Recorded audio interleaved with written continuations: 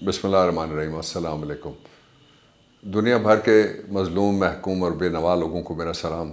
Hello Pakistan. Pakistan میں ایک طوفان بدتمیزی جو کلوز کیمرہ شاٹ ہے اس کے ذریعے سے برپا کر کے یہ تاثر دیا جا رہا ہے کہ ایک خاتون جس نے اپنی سرجری کرائی تھی بیرون ملک، جو صرف 2 ملکوں میں ہوتی ہے، وہ واپس آئی ہے، اور اس کا خاتون کا جو چاچا ہے وہ پاکستان میں اس وقت امپورٹڈ وزیر اعظم ہے، اور اس کا ابا لندن میں چھپا ہوا ہے اور وہ مفرور ہے۔ 2 موضوعات ہیں اس سے متعلقہ۔ کون چھپا بیٹھا ہے، عمران یا نواز؟ پہلا موضوع۔ دوسرا یہ ہے کہ اس وقت جو نظام پاکستان کے اندر چل رہا ہے اس نظام کے خلاف کون کون تحریک چلانے کی تیاریوں میں ہے، اور تیسرا یہ ہے کہ جو جیل بھرو تحریک ہے اس کی تاریخ کیا اور اس کے مقاصد۔ اور ایک اور بہت امپورٹنٹ ہے، بڑا ایک دل خراش واقعہ ہوا ہے ایک خاتون کے ساتھ، جہاں میں بیٹھ کے بات کر رہا ہوں اسی سیکٹر کے آخری کونے کے اوپر، مغربی سائڈ کے اوپر۔ وہ F9 پارک ہے میرے لا آفس سے، وہ تقریباً واکنگ ڈسٹنس میں زیادہ سے زیادہ 5 منٹ کی واک ہے، اور 1 کلومیٹر سے بہت کم ہے۔ یہ وہ علاقہ ہے جس میں جو ٹریفک پولیس ہے اس کا مرکز ہے۔ یہ جو علاقہ ہے اس کے مغربی سائڈ کے اوپر جو انسپیکٹر جنرل پولیس ہے اس کا آفس ہے۔ جس علاقے کی میں بات کر رہا ہوں اس کے نارتھ کے اوپر جو ڈپٹی کمشنر ہے وہ بیٹھتا ہے۔ یہاں پہ جو پاکستان کا کیپٹل ہے اس کا نظام انصاف ہے پورے کا پورا۔ اس سے تھوڑا سا آپ ساؤتھ ویسٹ میں چلے جائیں تو چیف کمشنر یہاں پہ بیٹھتا ہے۔ یہاں سے ایگزیکٹلی 7.5-8 منٹ کی ڈرائیو کے اوپر جو وزارت داخلہ ہے اس کا دفتر ہے، اور وہاں سے آگے صرف 1.5 منٹ کی ڈرائیو کے اوپر امپورٹڈ وزیر اعظم شہباز بیٹھتا ہے۔ تو ان سب کے ناک کے نیچے اور باقی جتنے بھی پاکستان کے ادارے ہیں جو سیکیورٹی کے ذمہ دار ہیں اس ملک کی، جو سرحدوں کے ذمہ دار ہیں اس ملک کی، جو اندرونی جرائم پہ کنٹرول کرنے کے ذمہ دار ہیں، جو نارکوٹکس کنٹرول کرنے کے ذمہ دار ہیں، جو بیگری کنٹرول کرنے کے ذمہ دار ہیں، اور جو وائلنس اگینسٹ ویمن اور ہیومن رائٹس کی انفورسمنٹ اور violence and molestation against the children, اس جیسے جرائم کے جو ذمہ دار ہیں سارے کے سارے وہ اس سرکل میں۔ یہ وہ علاقہ ہے جس کو آپ پاکستان کا صحیح معنوں میں اقتدار کا دل کہہ سکتے ہیں۔ اس دل کے درمیان لوگوں کے دل کے امراض ان سے دور رکھنے کے لیے ایک پارک بنا ہوا ہے۔ اس پارک میں ایک خاتون کے ساتھ گینگ ریپ ہوا اور وحشت گری ہوئی۔ ابھی تک اسلام آباد کی پولیس ملزموں کو، کہتے ہیں کہ 1 سے زیادہ تھے تبھی وہ گینگ کا جرم بنتا ہے، پکڑنے میں کامیاب نہیں ہو سکی۔ بیسیکلی جو پولیس ہے اس کا سارے کا سارا اس وقت جو زور لگا ہوا ہے وہ 77 سالہ شیخ رشید کے اوپر لگا ہوا ہے۔ اس کے منہ کے اوپر کپڑا کس طرح سے ڈالنا ہے، اس کو دھکا مار کے نیچے کس طرح سے گرانا ہے، اور اس کو کس طریقے سے ہم ان پاپولر کر دیں اور خوف زدہ کر دیں۔ نہ وہ ان پاپولر ہوگا نہ خوف زدہ ہوگا۔ وہ خوف کی دیوار پھلانگ کے یہاں کھڑا تھا عمران خان کے ساتھ، اور وہ ان پاپولر اس لیے نہیں ہوگا کہ اس نے بھی الیکشن لڑنا، انشاءاللہ ضمانتیں ضبط کرا دے گا وہ سب کی۔ دوسرا جو اس کا پہلو ہے وہ یہ ہے کہ نہ کوئی فورنزک ایویڈنس کا کوئی انٹرنیشنل سٹینڈرڈز کے مطابق پاکستان میں اتنے پیسے، یہ کہتے ہیں کہ ان کے پاس اتنے پیسے ہیں، وہ میں آپ کو ابھی بتانے لگا ہوں کہ کون ہے جس کی تنخواہ میں 150% صرف اس کے الاؤنس میں اضافہ ہوا ہے۔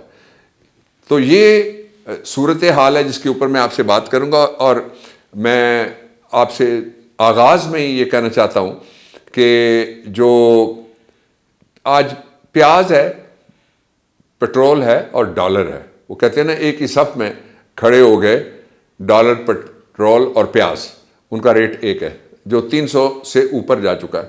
میں صبح سپریم کورٹ آف پاکستان میں تھا کوئی چند گھنٹے پہلے، تو وہاں ایک صاحب آئے، انہوں نے کہا کہ میں سپریم کورٹ میں حبیب بینک میں ہمارا اکاؤنٹ ہوتا ہے، جو وکیل ججز ہیں ان کے، تو وہاں وہ کہنے لگے کہ میں آپ کا نیا مینیجر ہوں، اس سے میری سلیکٹ ہوئی۔ تو میں نے پوچھا کہ ڈالر کا کیا ریٹ ہے، تو اس نے کہا جی کہ جو بینکوں کے اندر کا ریٹ جس کو کہا جاتا ہے وہ 276 ہے، اور باہر کا تو وہ میں اس کے ذمہ نہیں ڈالتا، کسی اور نے مجھے بتایا تھا کہ 350 ہے۔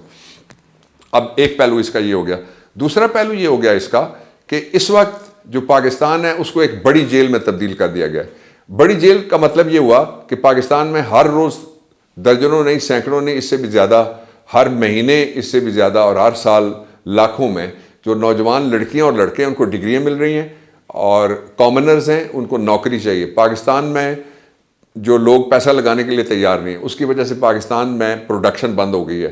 پاکستان میں لوگوں کی پروڈکشن جو حکومت نے بند کیا ہے، اس کے نتیجے میں ویلتھ کریشن بند ہو گئی ہے۔ ویلتھ کریشن جب نہیں ہوتی تو جاب کریشن نہیں ہوتی، جاب کریشن نہیں ہوتی تو لوگوں کو نوکری نہیں ملتی، اس سے جرائم پھیلتے ہیں، اس سے مایوسی پھیلتی ہے، اس سے بغاوت پھیلتی ہے۔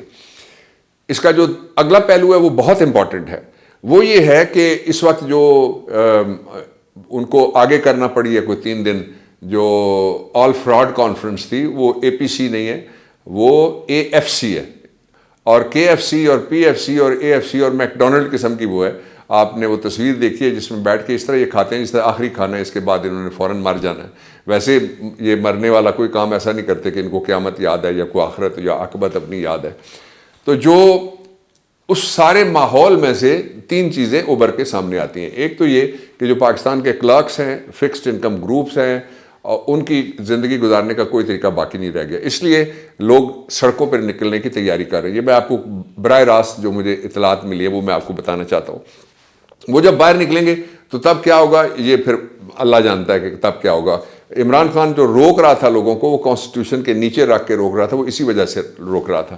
جب وہ باہر نکلیں گے تو سنو بال ایفیکٹ اور ڈومینو ایفیکٹ کیا ہوگا، دوسرے طبقات بھی ان کے دیکھا دیکھی جو مہنگائی سے اور آٹے کی کمیابی اور نایابی سے جو نالاں ہیں وہ بھی باہر نکلیں گے۔